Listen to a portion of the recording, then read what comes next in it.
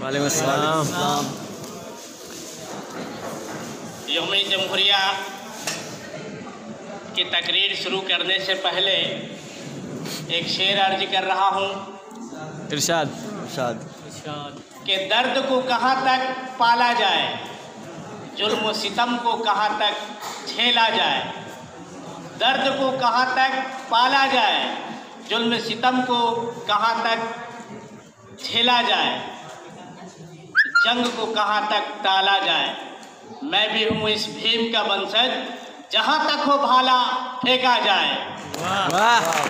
जहाँ तक हो भाला फेंका जाए। दोनों रुख हो हिंदुस्तान का सिक्का, दोनों रुख हो हिंदुस्तान का सिक्का।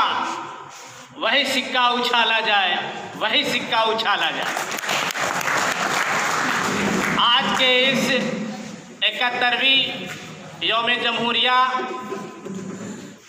के मौके पर college of teacher education Darbhanga के रूहे रवा, college of teacher education Darbhanga के हमदम दमखम एक अजीम शख्सियत, हम सब के गार्जियन प्रोफेसर फैज अहमद साहब, हम सब के गार्जियन जनाब मुंतजीब अली बेग साहब, हम सब के गार्जियन जफर इकबाल जैदी साहब, हम सब के गार्जियन आफ्ताब अहमद अंसारी साहब, शफायत अहमद साहब, तनकीदी नुक्ता निगाह रखने वाले जनाब बख्तियार अहमद साहब,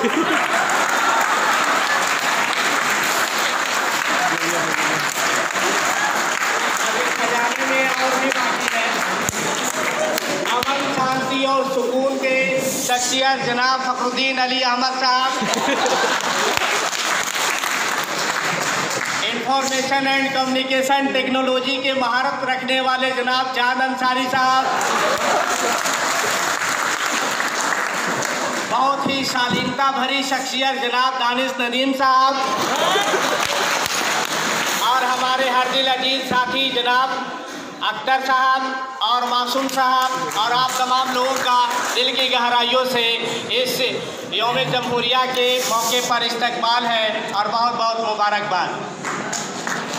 जैसा कि हम सभी जानते हैं कि 26 जनवरी 1950 को डॉक्टर बाबा साहब आम्बेडकर ने इस मुल्क का दस्तूर बनाने का काम किया और हर इंसान तक इसको लाने का जो उत्तरदायित्व था डॉक्टर बाबा साहब आम्बेडकर पर, एक सेकुलर, एक डेमोक्रेटिक, एक सोशलिस्ट, वो तमाम चीज़ें हम लोगों को विरासत में दे करके गए हैं।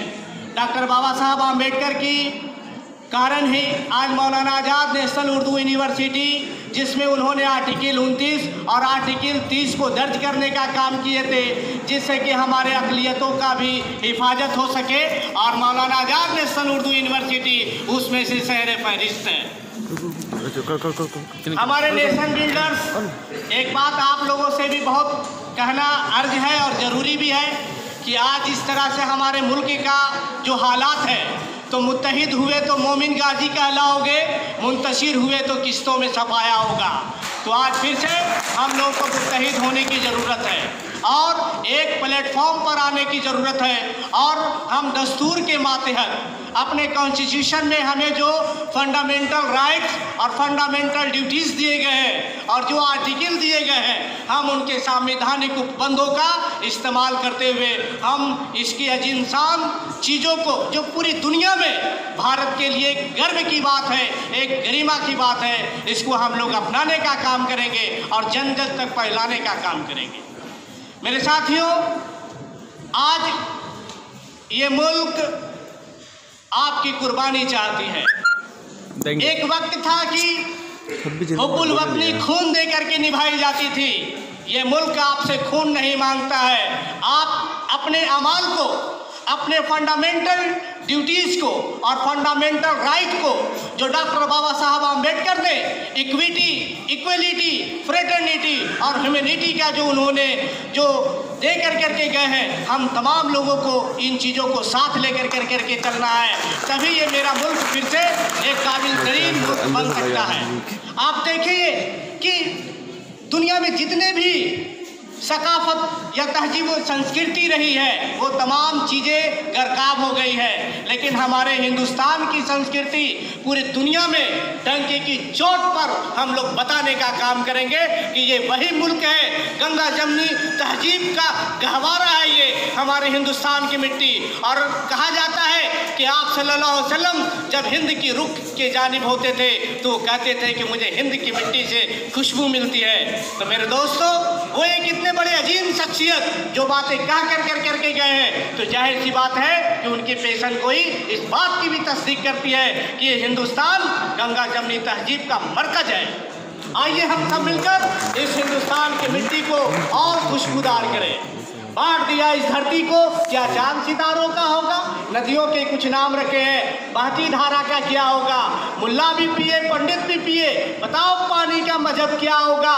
इन फिरका प्रस्तों से पूछो, क्या सूरज अलग बनाओगे? एक हवा में सांस है सबकी, क्या हवा भी अलग बनाओगे?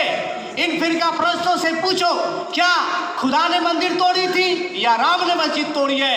इन सत्ता के दलालों ने, सत्ता के चोरों ने हम आपको बांट दिया है हिंदू मुसलमान के नाम पर, हम आपको बांट दिया है सभ्यता संस्कृति के नाम पर, हम आपको बांट दिया है जवानों के नाम पर, हम लोगों को बांट दिया है इलाके के नाम पर। उनके बहकावे में ना आइए और हम सब फिर से मिलकर हिंदुस्तान की मिट्टी को और जरखेज बनाने का काम करें। ऐसे रास्ते हमवार करें जो रास्ता डॉक्टर बाबा साहब अम्बेडकर ने 1950 में हम लोगों को जो देने का काम किए थे, आइए हम सब मिलकर उन रास्तों को और जरखेज बनाने का काम करें। मेरे साथियों, मेरे दोस्तों, मेरे बुजुर्गों, ये बातें बेहद ज़रूरी है कि आज हिंदुस्तान पूरी दुनिया में एक नई तारीख लिख रहा है। एक वक्त था कि तारीख मुस्बत लिखी जाती थी, आज ये वक्त है कि तारीख मनफी लिखी जा रही है। तो ज़रूरत है हम सबको एक प्लेटफॉर्म पर आने की, और जब हम एक प्लेटफॉर्म पे आएंगे तो सत्ता के गद्दारों को, सत्ता के चोरों को और जो जाहिल लोग बैठे हैं सत्ता में, उसको उखाड़ फेंकने का काम करेंगे। हम अपने वोट का सही इस्तेमाल करेंगे, तभी ये मेरा मुल्क हिंदुस्तान सही दिशा और दशा प्राप्त कर सकता है। नहीं तो ये मुल्क तो रहेगा, ये हिंदुस्तान तो रहेगा, लेकिन हिंदुस्तानियत खत्म हो जाएगी। तो आइए हम सब मिलकर, वक्त का तकाजा है, अपने हिंदुस्तानियत को बचाना है, गंगा जमनी तहजीब को बचाना है, हमारी जो पुरातन संस्कृति थी उसको वापस लाना है, और फिर से एक नदी में, एक पानी में, एक हवा में, एक सूरज के नीचे जब वो भेदभाव नहीं कर सकती है तो हम आप कौन होते हैं भेदभाव करने वाले?